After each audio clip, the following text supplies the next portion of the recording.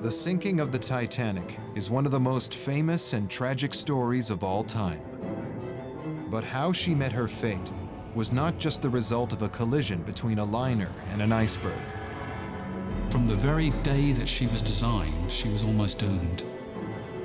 Astonishing new scientific evidence reveals the chain of events that brought about the demise of a ship that was thought to be unsinkable and led to the death of over 1,500 people, the greatest maritime loss in modern history. There was a lot of questions surrounding what role the materials played in the sinking of the ship. For the first time, scientists believe they have uncovered the last piece of the puzzle that has baffled experts for almost half a century. A mystery that involves a fateful combination of design flaws and poor choice of shipbuilding materials that set the Titanic on a collision course with death and destiny.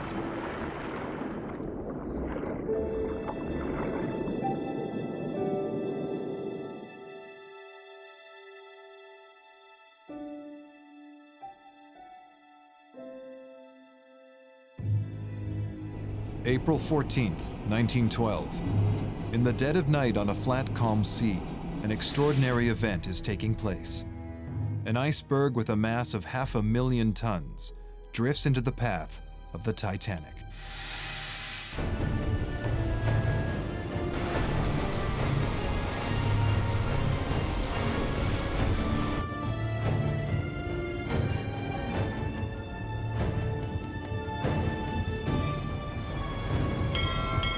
Iceberg, right ahead.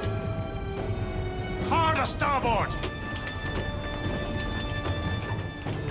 They have seconds to react.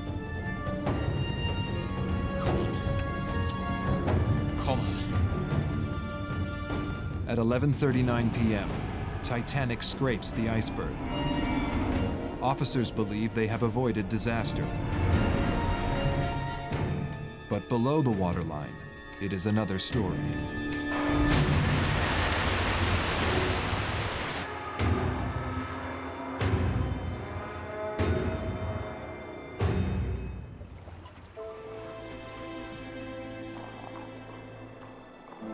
News about the number of lives lost breaks one day after the disaster. Among the dead are some of the most wealthy and influential celebrities of the day, as well as hundreds of poor immigrants dreaming of a new life in America. Grieving relatives of the victims in Britain and the US are stunned and desperate to know how the impossible could have happened. The Titanic was designed to be the most luxurious and also the safest ship ever built. Even if rammed by another ship, she was designed to stay afloat. Yet she took only 2 hours to sink after colliding with an iceberg.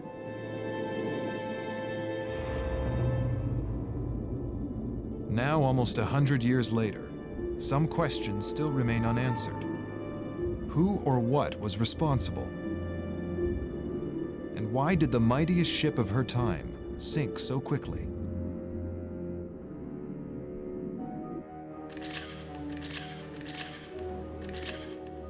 Forensic metallurgist Jennifer Hooper McCarty is piecing together the events that took place on that fateful journey.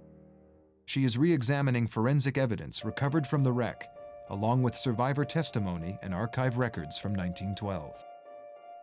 We have very little knowledge of what that impact was like. What we do know is only based on the survivor testimony from 1912. 2 weeks after the sinking of the Titanic, a British public inquiry is held. A panel of judges will decide who was to blame for the disaster and loss of over 1,500 lives. The key witness is Bruce Ismay, the 50-year-old chairman of White Star, the owner of Titanic. He is one of the few men who survived the maiden voyage. Wireless operator Harold Bride and Second Officer Charles Lighthaller also testify. These three men's testimony are vital in deciding who was to blame.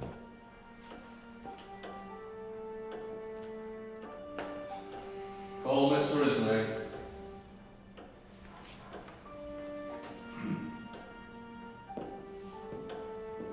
I gather that you yourself gave the instructions for the building of the Titanic. Yes. And of course you considered the question of floatability of the ship in cases of accident or emergency. We did. Did you give any special consideration to the question of providing additional lifeboat accommodation? I think the position was taken that the ship was looked upon as being practically unsinkable. She was looked upon as a lifeboat herself.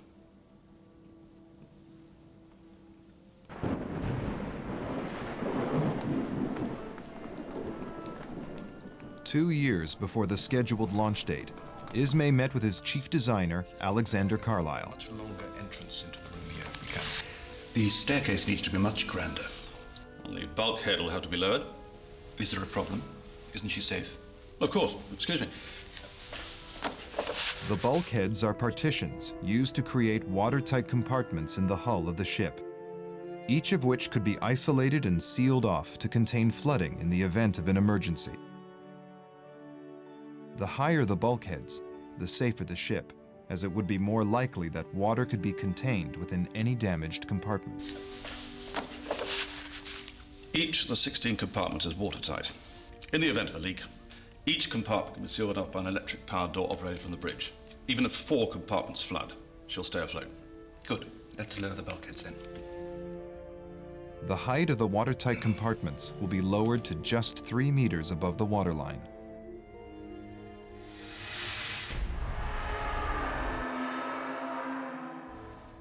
The boat deck should not be so cluttered.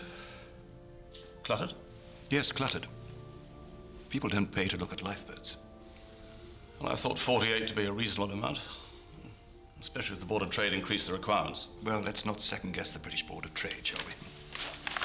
Let's move on to the Grand Salon. And this meeting with Mr. Ismay lasted 4 hours. Yes, we talked about the whole of the decorations of the ship. Never mind the decorations, we're talking about lifeboats. Well, the lifeboat part, I suppose, took about 5 or 10 minutes. How many lifeboats did you think there ought to be? I thought there ought to be 3 on each set of davits. And how many would that make altogether? 48 boats. You thought there ought to be 48. Yes. Whereas in point of fact, how many were there? 16.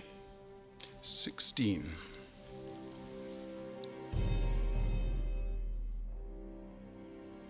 While the design of Titanic is being changed, 2,000 miles away, nature is unleashing a terrible force. A glacier made of 10,000-year-old snow reaches the ocean. A mass of ice weighing up to 2 million tons, the equivalent of over 5 Empire State Buildings, breaks free. It is just one of 40,000 icebergs born each year along the Greenland coast.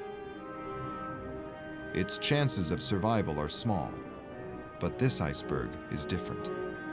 During the next 2 years, a bizarre chain of events, misjudgments, and human errors would set this iceberg and the Titanic on course to collide. 1 month later, the ocean currents carry it on an incredible journey.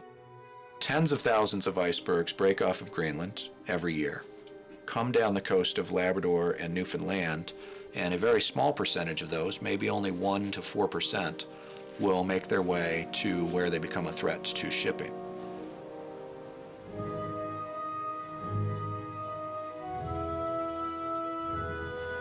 As the iceberg continues up the West Greenland coast, work begins on the Titanic.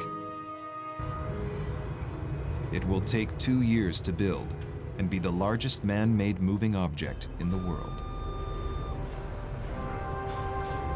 Shipbuilding is in transition.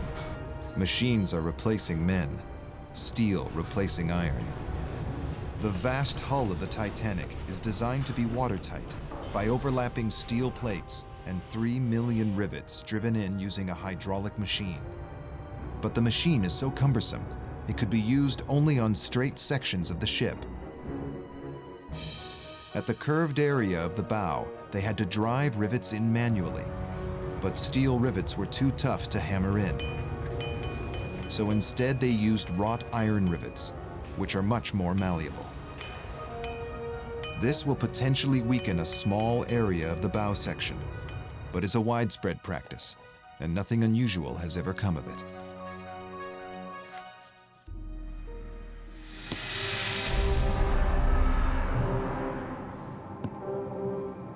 In the summer of 1911, the iceberg is now 18 months old and heading towards Baffin Bay, an area where most icebergs come to the end of their journey. All along the path of the movement of an iceberg, there are numerous bays and shallow water areas where icebergs can be trapped.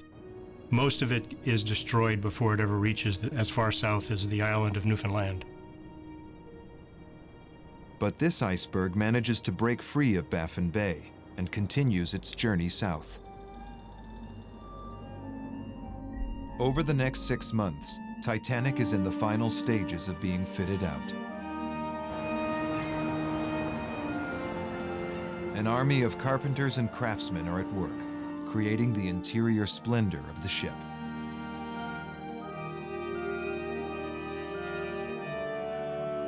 The captain chosen for the maiden voyage is Edward John Smith, the most experienced captain in the White Star Line.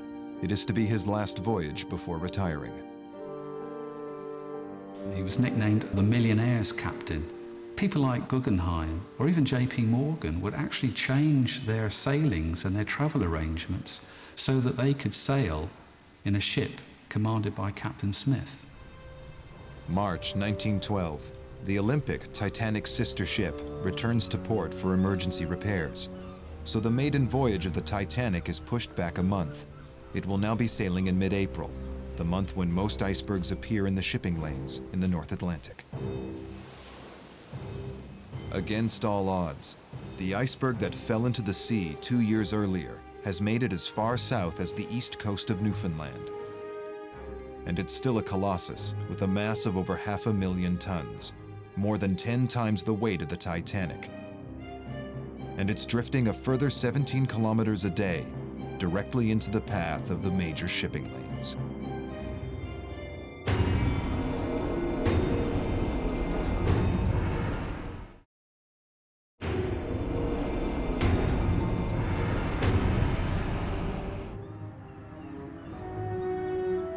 Titanic leaves Belfast for Southampton, where it picks up its first passengers.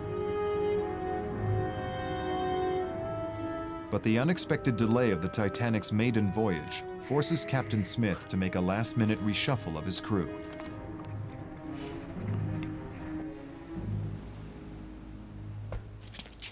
Good afternoon, gentlemen. As you all know, the Olympic is currently laid up. It has therefore been decided that the Olympic's chief officer, Mr. Wilde, will be joining us as chief officer.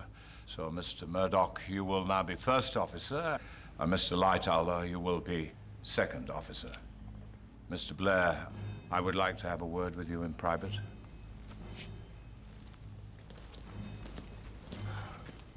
Can you believe it? The arrival of officers from the Olympic means that Murdoch and Lightoller are both demoted. Second Officer Blair is asked to leave the ship. Blair is so keen to get off the ship, he accidentally takes with him the key to his locker. It's a crucial oversight. His locker contains the binoculars for the lookouts in the crow's nest.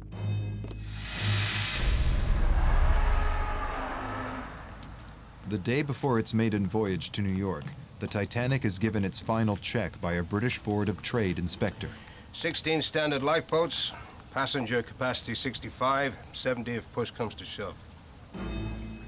Reducing the number of lifeboats to 16 means there is now only enough space for 1,000 people, fewer than half on board.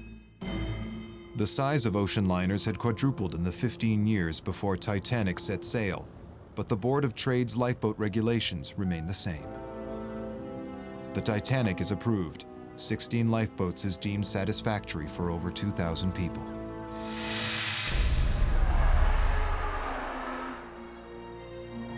RMS Titanic leaves Southampton docks for New York with 600 crew and over 1,500 passengers. Even though the Titanic is the latest in luxury liners, it isn't just carrying millionaires. Many are third-class passengers emigrating to the United States in search of a new life. One of those was Milvina Dean, then a 10-week-old baby traveling with her parents. My father was going to open a tobacconist shop in Kansas. He spent all his money on that and then couldn't afford to do anything else but go in third class because it was such a luxury ship. All the millionaires were on it, and also the most important thing was they said it was unsinkable.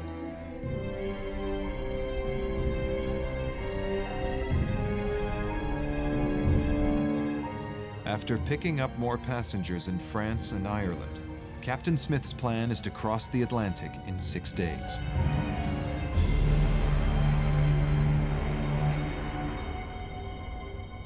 He will need to cross the ocean at just over 19 knots, the equivalent of 35 kilometers an hour.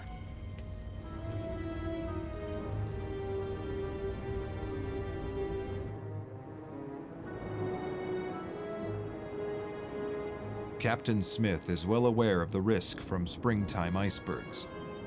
To keep his ship out of harm's way, he plots a southern route across the Atlantic, away from the known ice region. The vast white iceberg continues to drift even further southward towards the Grand Banks. Despite being eroded by the sea, it is still over 4 times the size of the Titanic. Approximately 1/8 of the mass of an iceberg is above the sea surface. The classic term, of course, is just the tip of the iceberg. Most of the mass is below the ocean surface and unseen. What's above the surface is a relatively small portion of the ice.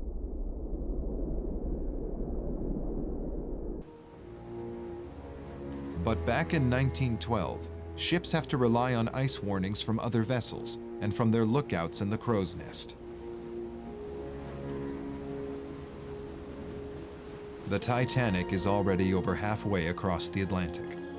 Her 200-foot-tall masts support aerials that allow her state-of-the-art wireless system to communicate with other ships up to 600 kilometers away.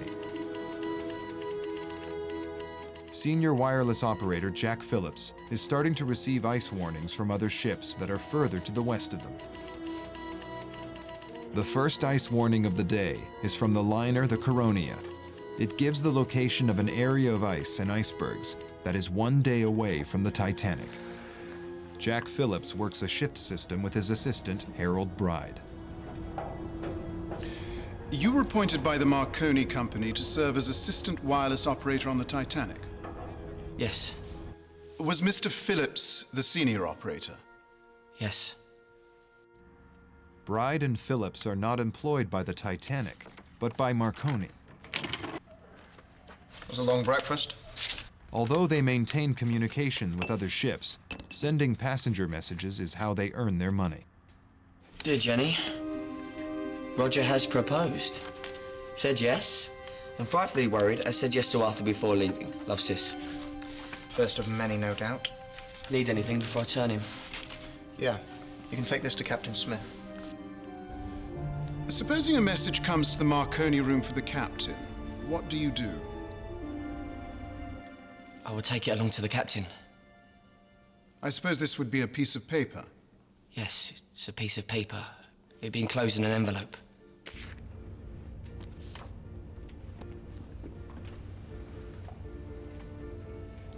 Sir, there's a lifeboat drill at 11 a.m. 11, eh? Yes, sir. Sir, it's the Captain Smith. Thank you, Mr. Bride, sir.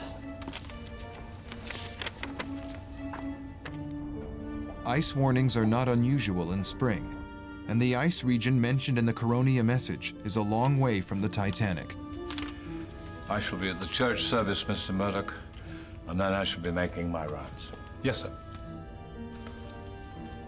Guess that means lifeboat drill's cancelled. The captain never gives a reason why he cancels the lifeboat drill. In the event of an emergency, the crew are unrehearsed. While the captain is reading his sermon, The iceberg is carried further south over the Grand Banks by the Labrador Current and is now less than 600 kilometers away. It will soon hit another ocean current that makes its way along the east coast of the United States. This current carries a block of warm water, the Gulf Stream. It can be as warm as 18 degrees Celsius. Icebergs in these sea conditions will deteriorate quickly with a slapping of waves. A medium iceberg might be gone in as little as 10 days. The Titanic is heading southwest towards the Gulf Stream. It should be on a course that takes it out of the path of any icebergs.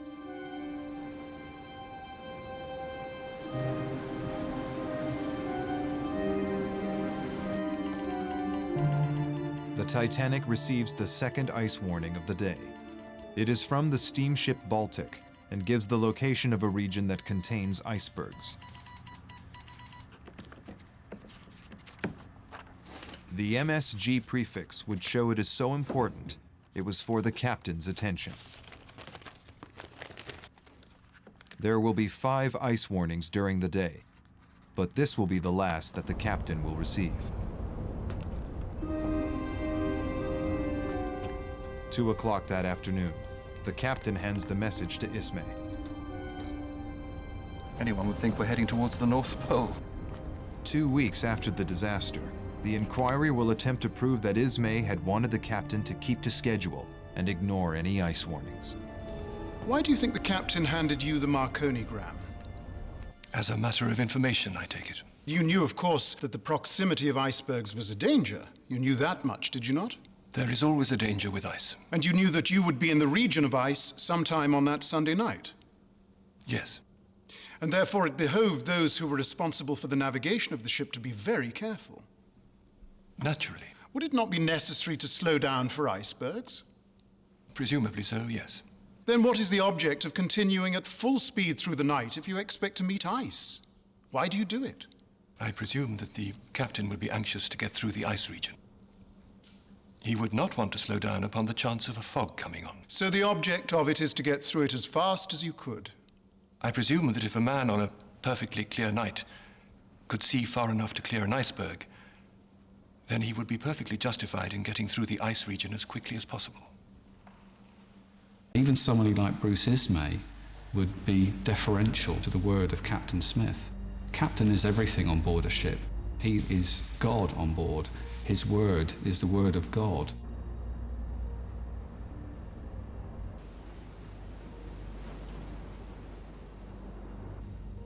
The Titanic is heading in a direction away from the iceberg, but is about to change course. At 5:30 p.m., Captain Smith had planned a change in course from a southwesterly direction to a westerly direction. But because of the earlier ice warning from the Baltic, he delays the change in direction by 20 minutes to allow the ship to travel even further south, towards a safe area of the Gulf Stream and away from the perilous ice region. South 86 west, Mr. Hitchens. Steady as she goes.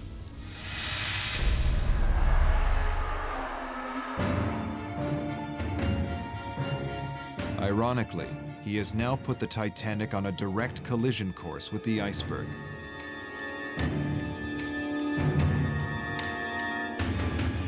It's because in 1912, a phenomenon took place that allowed icebergs to travel further south than was ever thought possible.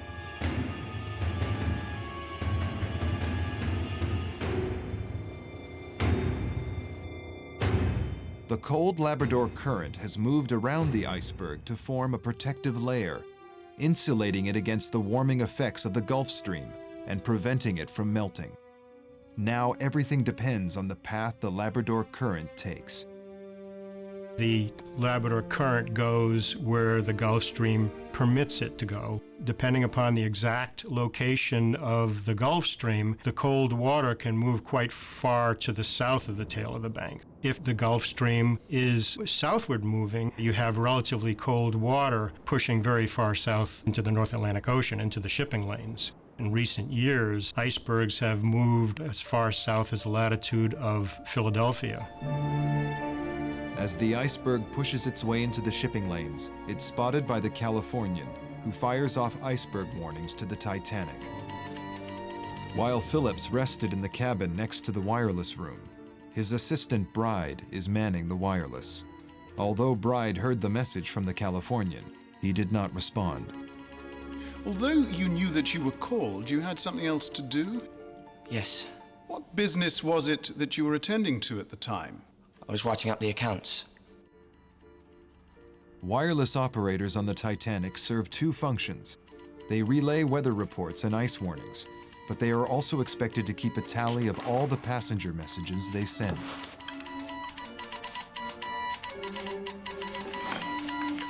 At 7:20 p.m., Bride finishes his accounts and then intercepts the message from the Californian. It warns of 3 large icebergs seen at latitude 42 north, longitude 49 west, directly in the path of the Titanic. It's for the captain. I'm going to the bridge. But Captain Smith has already left the bridge and is now dining with passengers.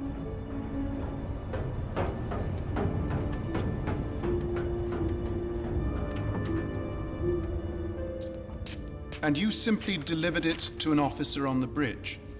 It's for the captain.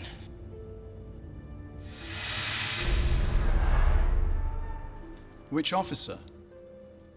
I can't remember. None of the surviving officers recall ever seeing this vital message. To this day, nobody knows if the message was delivered. With no reason to change course, Titanic steams ahead, straight into the path of the iceberg.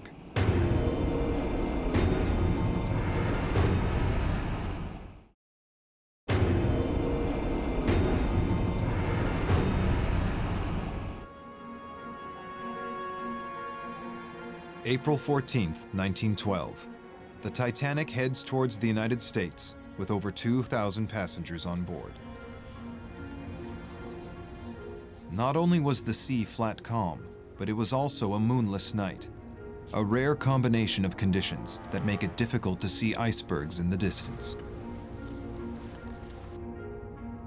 As was the case for all passenger ships of the day, there is no official procedure for slowing down for ice.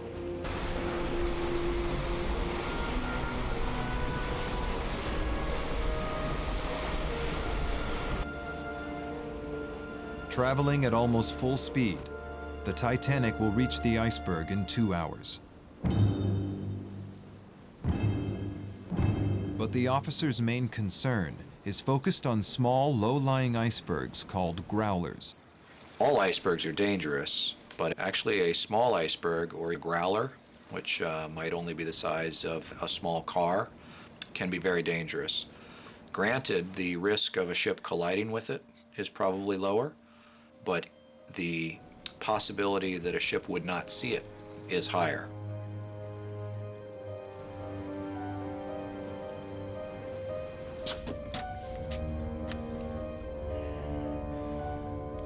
Keep a sharp lookout for ice, particularly small ice and growlers. And pass that word on till daylight. Sir.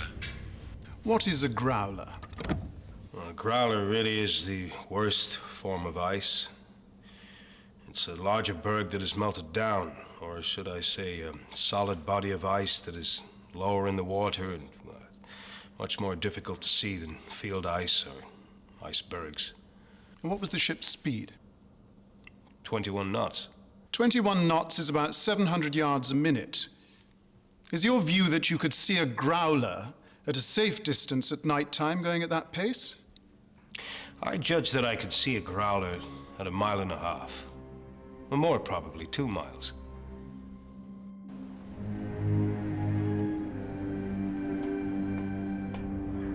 At 10 o'clock, Fleet and Lee start their watch. In poor visibility, the lookouts are watching for growlers, unaware that the danger ahead is from a large iceberg. Over its 2-year journey, the iceberg has reduced in size, but it is still 30 meters high, the same height as the crow's nest.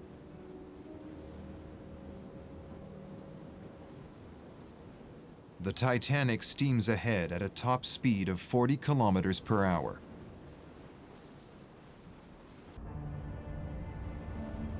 Captain Smith checks the bridge before retiring for the night.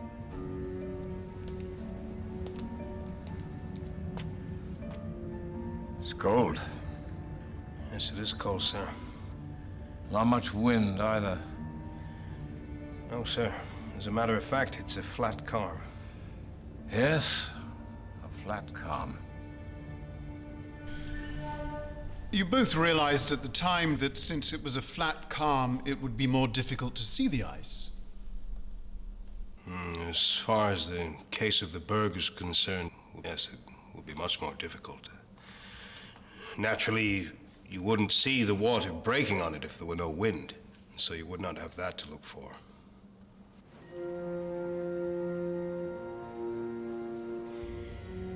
There should be a certain amount of reflected light from the iceberg, sir.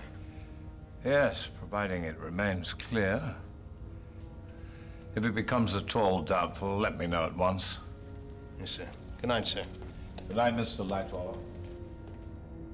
If you were placed in similar circumstances, would you still bang on at 21.5 knots? Well, that looks like carelessness, you know. That we should recklessly bang on and slap her into an iceberg regardless of anything. But undoubtedly, we should not do that. What I want to suggest to you is that it was recklessness. In view of the abnormal conditions and in view of the knowledge you had that ice was in the immediate vicinity, to proceed at 21.5 knots.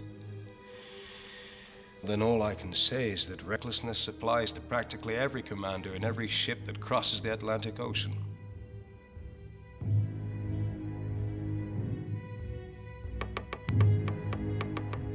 Phillips is under a tight deadline and has only a 2-hour window to send every passenger message while the Titanic is in range of the Cape Race receiver at Newfoundland. He is interrupted by the fifth and the most critical ice warning of the day. It is from another ship, the SS Mesaba, giving the precise location of an area containing icebergs that is now only 80 kilometers away from the Titanic. This would alert the captain that the Titanic is heading straight towards the iceberg. But the warning came without the critical MSG prefix. Phillips interprets the message as non-urgent and goes back to sending passenger messages.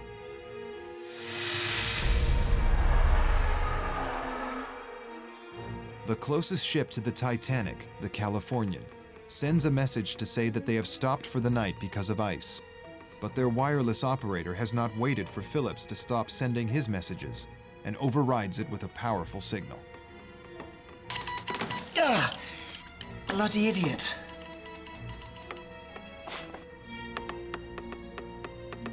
Phillips replies to tell the Californian to stop sending ice warnings while he is busy with passenger messages.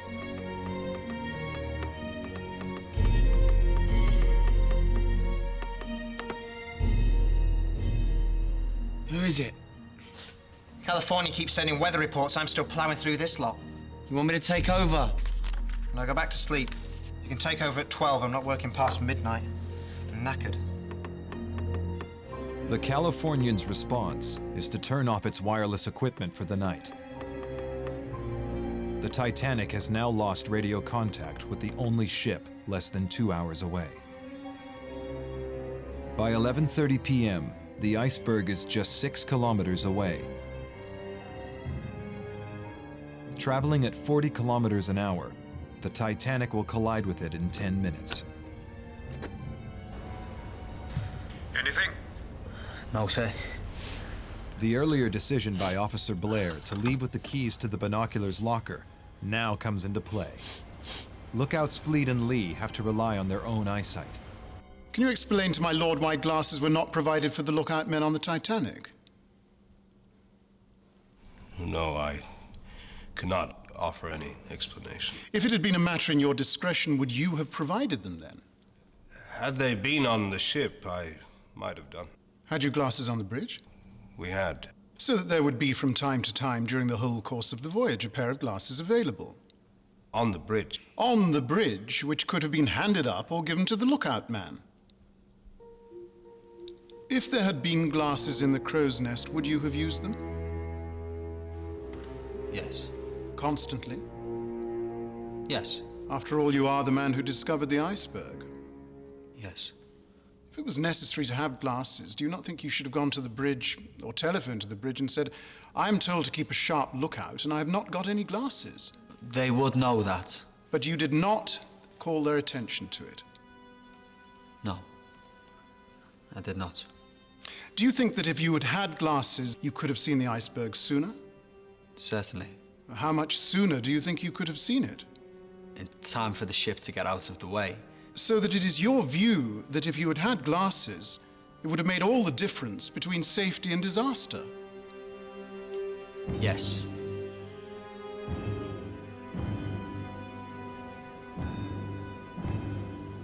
Here's a minor. Here's a major. Orion.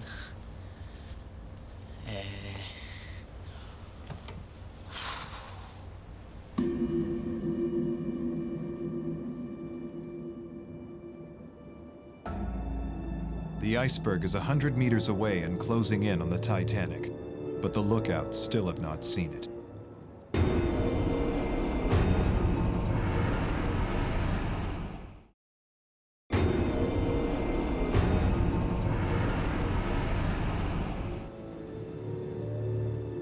Because the sea is a flat calm, without binoculars it's impossible for the lookouts to spot an iceberg until it's right on top of them.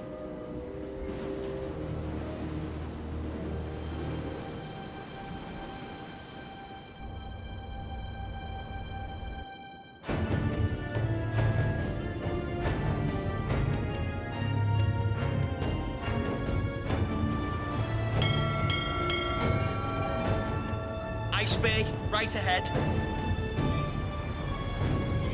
Hard starboard! After putting the ship's engines into reverse, Murdoch's instinct is to steer away from the iceberg.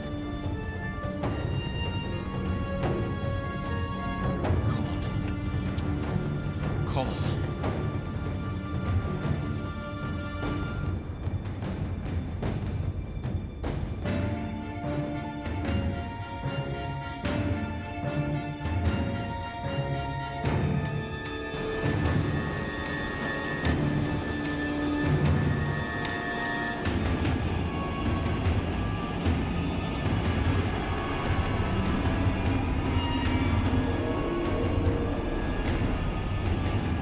From the bridge, it looks like they've had a lucky escape.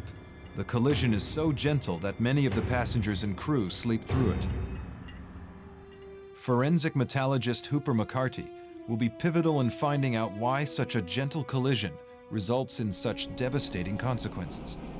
The first place to look will be the survivor testimonies, and one in particular would catch her attention. Some people barely felt it. Some explained it as sort of a glancing blow, a shudder, but not something that moved them across the ship. Fireman Barrett was one of the most important pieces of testimony. He talked about standing in boiler room number 6 and seeing water coming in. Your name is Frederick Barrett. Yes. Now just tell us what happened that you saw. In the stokehold, a red light goes on when the ship's supposed to stop.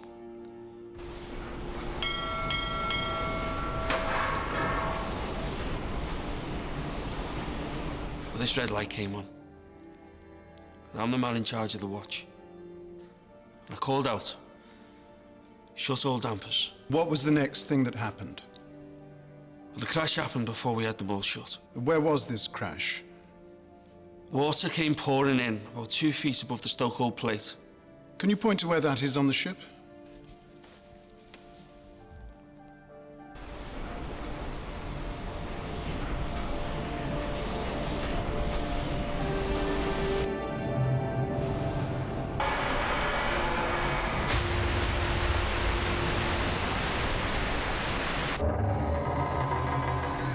The ship's side was torn from the third stokehold to the forward end. This was the clue Hooper McCarty had been looking for. Fireman Barrett's testimony suggests that the damage wasn't due to fracture mid-plate or within the hull plates. Instead, it suggests that there may be something wrong with the seams. Maybe the question was really in the rivets, the quality of the rivets.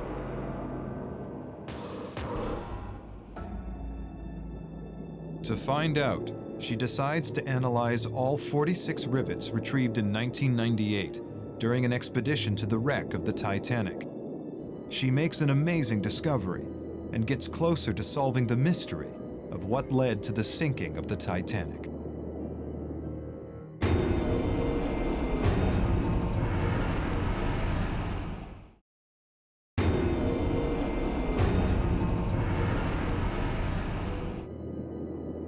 Hooper McCarty has been studying the rivets recovered from the wreck of the Titanic.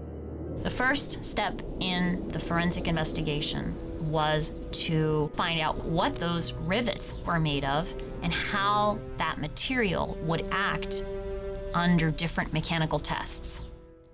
Some are found to be made of steel, some are made of iron. Hooper McCarty carries out a groundbreaking experiment. For the very first time, the effects of using iron rivets rather than steel are explored. A section of the Titanic's hull is reproduced.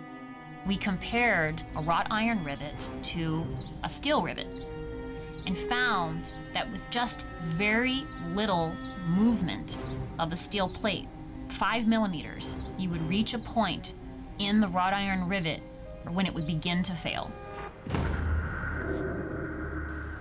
The test replicates the amount of pressure the Titanic's hull was under during the collision.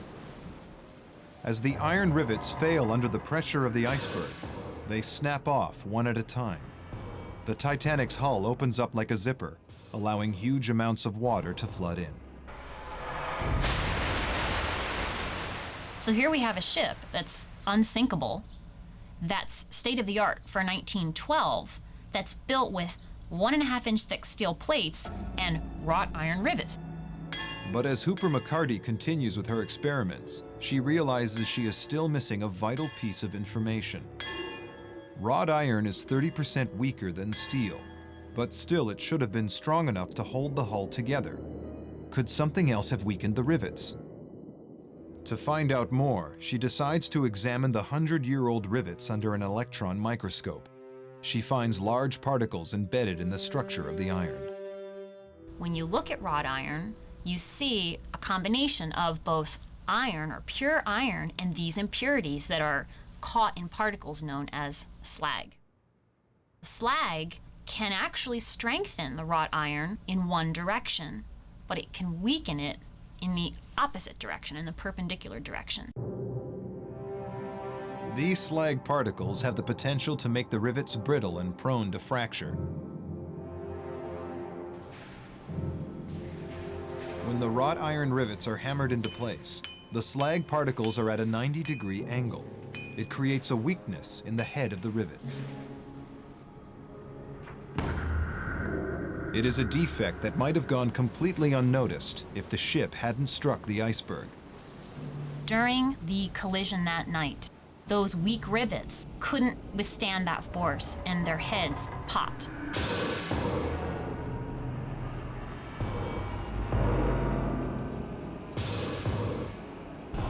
What Fireman Barrett was probably describing was a parted seam due to the popping of rivet heads.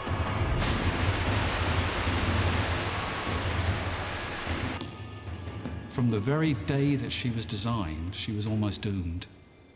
So this is the, if you like, you could put it as bluntly as this is almost the Achilles heel of the Titanic.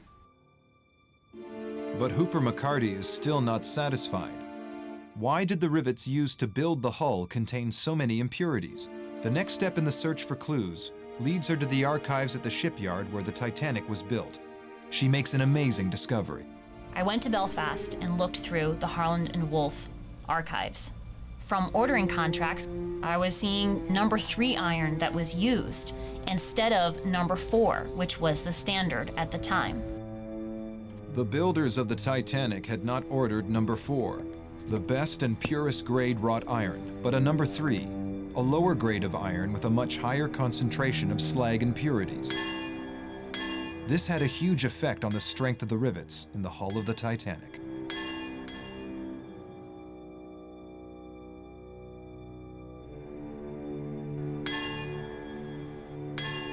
The critical issue is that with bad or poor quality wrought iron, you end up with a weakness at the head of the rivet.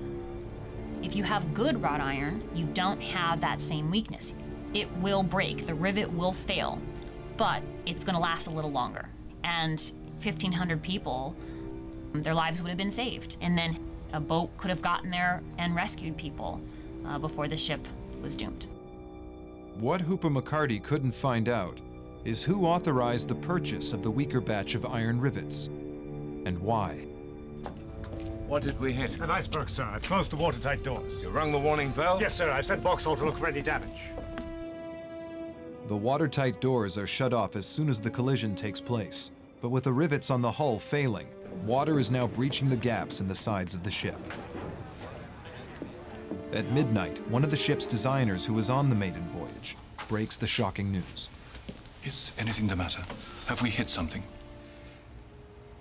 I'm afraid so. We've struck an iceberg. How bad is it? Is she taking on water? She's sinking, Mr. Ismay. But that's impossible. In 2 hours, she'll be at the bottom of the ocean. Can't we close off the compartments? We have, trapping hundreds of men below. But it isn't working. I don't understand. She's supposed to stay afloat with 4 compartments flooding. We're flooding in 5 compartments, Mr. Ismay. I'll be in the wireless room, Mr. Murdoch. Shall I prepare the lifeboat, sir? Yes, but no need to panic the passengers. I understand, sir. The majority of the crew and all the passengers believe that the damage to the ship is minimal, unaware that the ship is letting in water at 400 tons a minute. The sheer volume of water was so much weight was drawing the bow of the vessel down. And as each compartment went below the water flowed over into the next compartment. The flooding, the mathematical principles of the vessel as each compartment flooding and foundering was set. Ismay's earlier decision to lower the bulkheads now has a dramatic effect. With higher bulkheads, the flooding in each compartment would have taken longer to fill and overflow into the next compartment. With lower bulkheads, the ship is now flooding rapidly. But the designers didn't lower the front bulkhead because they believed it to be the crucial one. They were anticipating any collision to be head-on. If this happened, the water wouldn't flood beyond the front collision bulkhead. No one imagined an iceberg would collide with the bow. It was the worst possible scenario. This part of the ship wasn't designed to take the force of an impact. I think if William Murdoch had ploughed directly into the iceberg, Titanic would have survived. The main impact would have been taken by her collision bulkhead, the steel wall, right up to the weather deck, the highest deck within the vessel. This design for the bulkheads made sense 100 years ago. The last time a ship had struck an iceberg was in 1879, when SS Arizona plowed into one head-on. The bow was badly crushed, but she stayed afloat, proving that the front bulkhead did its job.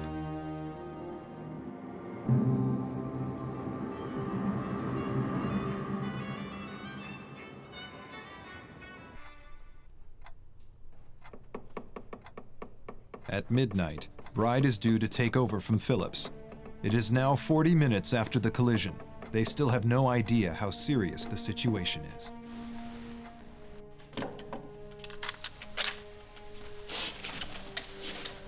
I finished the lot. Took me exactly 3 hours. Yeah, well done. Have the engines stopped? Yeah. Apparently we've struck an iceberg. Looks like we'll be heading back to Belfast. Great. That means another shed load of messages. Sorry, dearest, I shan't be coming to New York after all. How much do you make? A lot. Mr. Marconi will be pleased. Captain Smith is fast running out of options as to what to do. But he has the miracle of wireless, this new technology on board. There's more here. Do you want me to read them? Go ahead. We'll be in New York in 2 days. Send the regulation call for assistance now. What call should I send, sir? The regulation call for assistance, CQD. Come on, man, wake up. I need our position. 41, 46 north, 50, 14 west. Just get a bloody move on. Sir. It may take a few minutes. Why not send SOS? It's the new call. It's worth a try. Let me know as soon as the call comes through. Yes, sir. He was a clever boy then. Phillips can reach every ship within the wireless range of 400 miles. Their best hope is the Californian, only 32 kilometers away and near enough to save everybody. But after receiving the rude message from Phillips, their wireless will remain switched off until morning.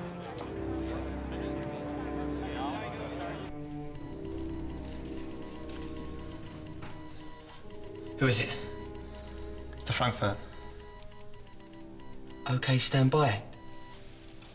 Bloody useless. The Titanic's powerful radio signal is reaching far afield. The Frankfurt is over 100 kilometers away. They need to contact a much closer ship. I don't know why the Californian's not responding. All steamships followed established tracks across the Atlantic. It was nicknamed the Transatlantic Railway. There were hundreds of ship movements every day, so there was always an opportunity of remaining in radio contact with another vessel or even seeing another vessel. You could call up assistance if you needed it. It's the Carpathia. They're putting about and heading for us.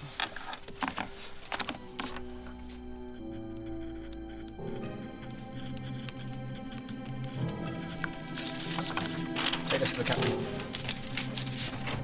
Excuse me, sir. Sir? It's from the Carpathia, sir. She's turned around and is coming along as quickly as she can. No other ships?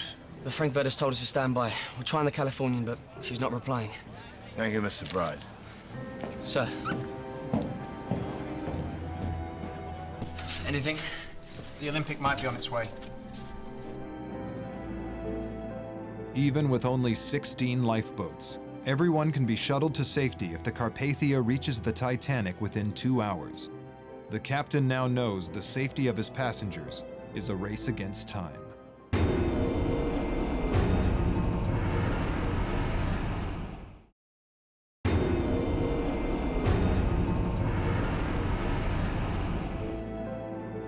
The Titanic is badly damaged and taken on water fast. One of the ships nearby, the Carpathia, has picked up their distress signal and is on its way. For the thousands of passengers, it's their only chance of rescue. She's 58 miles away, sir. The Carpathia's top speed is no more than 15 knots. She's 4 hours away, sir. But we can only stay afloat for another 2 hours. Perhaps you'd better return to the boat deck, Mr. Murdoch. Captain.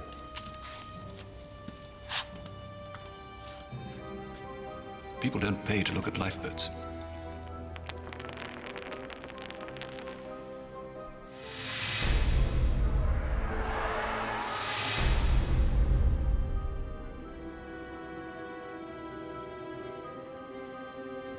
Captain Smith knows exactly how many are on board.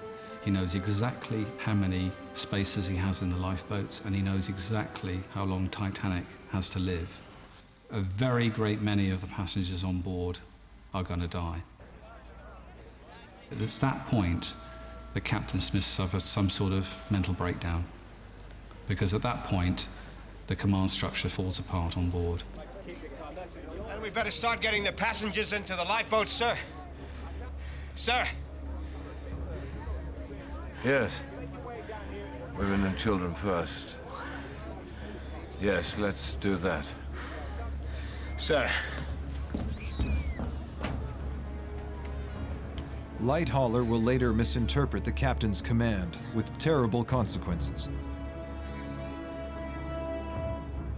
2-month-old Milvina Dean is one of the few third-class passengers to make it into a lifeboat.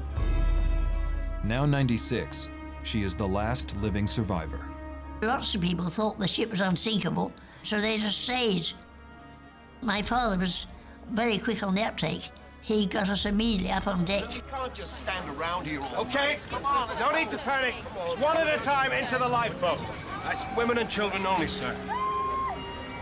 And then my mother said goodbye to my father, and they'd only been married about 4 years.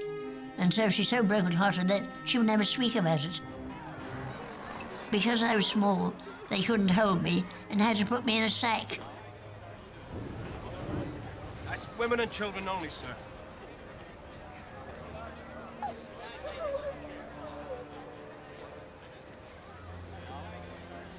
Lightoller interprets Captain Smith's orders as women and children only. Halt away! And that allowed unnecessary deaths, caused unnecessary deaths. Many of the lifeboats are launched half empty. Ismay is on the starboard boat deck, helping women and children get into the last lifeboat. Did you see how many passengers were put into this lifeboat? No, I did not see at the time. Did she appear to be full? She was very full. Fairly full. After all the women and children were in, Halt away! and after all the people that were on the deck had got in, I got in as she was being lowered away. There was no order to you to get in. No. None. Ismay is one of the few men to take a place in the lifeboats.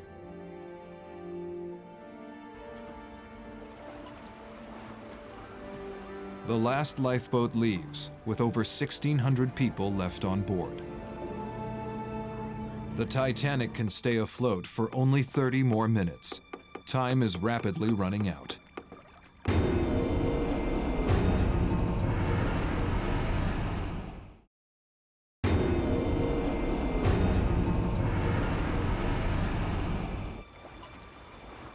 The Titanic is sinking.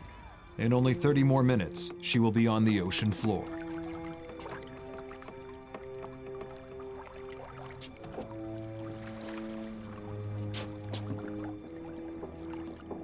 When you've done your full duty, you can do nothing more. Abandon your cabin. It's every man for himself now.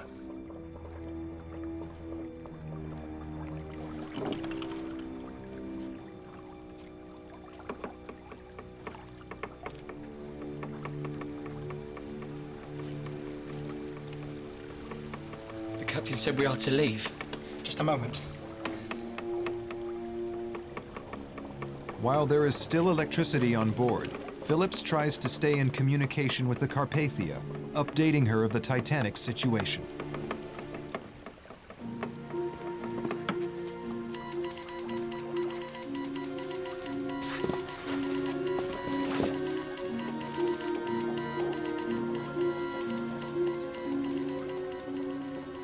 What is it? The Frankfurt's interfering with the Carpathia signal. Although there are enough life jackets to go round, the chaos on the ship means that many are left without. Bride will later tell of a stoker from the boiler room who was forced to take desperate measures. Hey, what are you doing? Jack, he's got your light. Jack, please.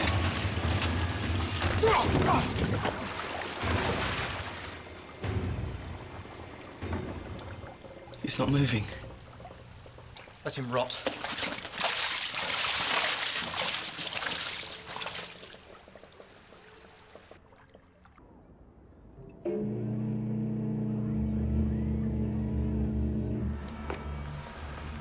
Captain Smith is last seen in the bridge. He will go down with the ship.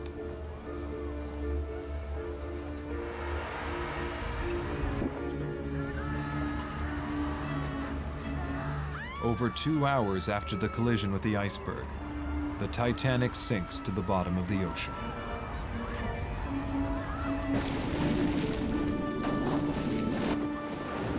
Bride is one of 1,500 people that are plunged into the icy sea. How did you come off from the boat deck? I was swept off with a collapsible boat. And was the water rising all the time? Yes. And then the water was flush with the boat deck? Yes. And swept this boat off into the sea, and you with it? Yes. The last I saw of Phillips, he was standing on the deck house. So then you found yourself in the water. What happened next? I swam away from the Titanic.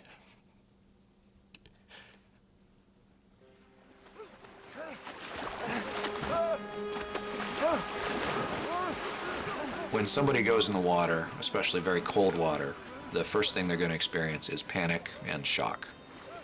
As soon as you're subjected to water temperatures that are freezing or near freezing, as they undoubtedly were that night, disorientation and exhaustion and unconsciousness are likely within the first 15 minutes, and survival is only likely for 15 to 45 minutes.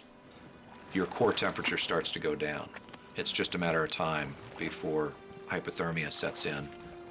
Whether you die because of the cold or you drown, it's an awful way to die. The best thing that somebody can do is to get out of the water if you can.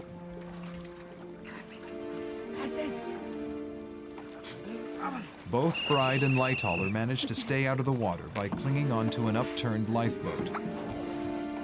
They are eventually picked up by another lifeboat.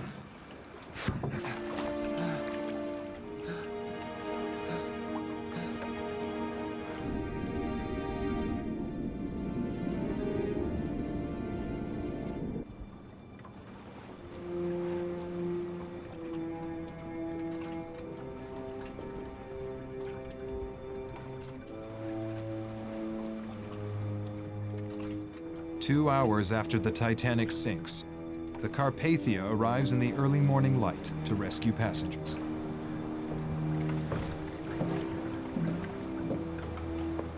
Bride survives, suffering only frostbite in his feet.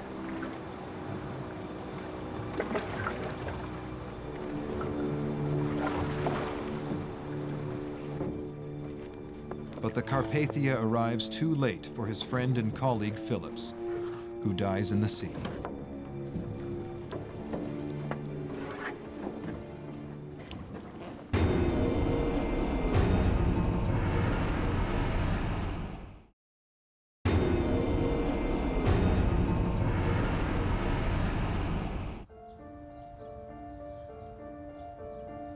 Of the 1,523 that die on April 14, 1912, only 328 bodies are recovered. Most are buried in a cemetery in Halifax. Many of the bodies cannot be identified and are simply marked with a number. They had found some of the bodies and took them to Halifax, but they never found my father's. You know, you stop and you wonder what had happened to him. If he'd jumped overboard or if he'd gone down the ship, or you have no idea what happened, which is quite awful. It was mostly men who died, but that doesn't mean it was only men. That was part of the tragedy, that there were women and children in the water and not in the lifeboats was a part of that tragedy. There were quite a few children and women who did not make it into the lifeboats.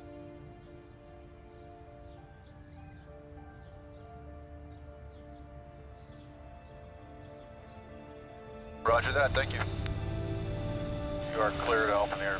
To make sure this never happens again, the International Ice Patrol is set up after the Titanic tragedy. One of the things we do every year is deploy wreaths as close to the position that the Titanic sank as possible. It is with a great respect and reverence that we commemorate the anniversary of the sinking of the RMS Titanic here in the North Atlantic 96 years ago, and we remember the importance of our mission. We remember the over 1,500 souls who perished on that fateful day, April 15th, 1912. Drop. Roger that, thank you. The fact that over 1,500 people lost their lives is an awful thing, is an unspeakable thing that we don't ever want to happen again.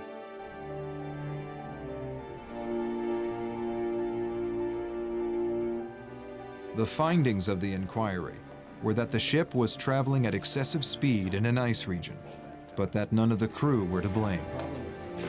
They were only carrying out standard practice for the time. It was recommended that in future, the number of lifeboats on the ship should be enough for all persons on board. I think the inquiry is a whitewash, complete whitewash. You have the Board of Trade, in effect, inquiring into a disaster that's largely of its own making.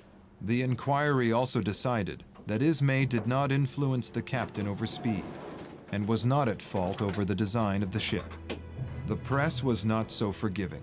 They branded Ismay a coward for taking a place in a lifeboat. He resigns as chairman 6 months later and dies at the age of 74. Despite the overwhelming evidence, the inquiry makes no mention of the chain of events and decisions that caused the disaster. The 16 lifeboats, the height of the bulkheads, the change in the ship's direction, the wireless message that no officer would receive, the wireless message that is ignored, the Californian switching off its wireless, the lack of binoculars in the crow's nest, and the iceberg that is born at the same time as the Titanic and against all odds travels further south than is thought possible. But it will take nearly 100 years to reveal the fatal flaw located in the hull of the Titanic, which caused her to sink so quickly, just 2 hours away from rescue, and led to the death of over 1,500 people.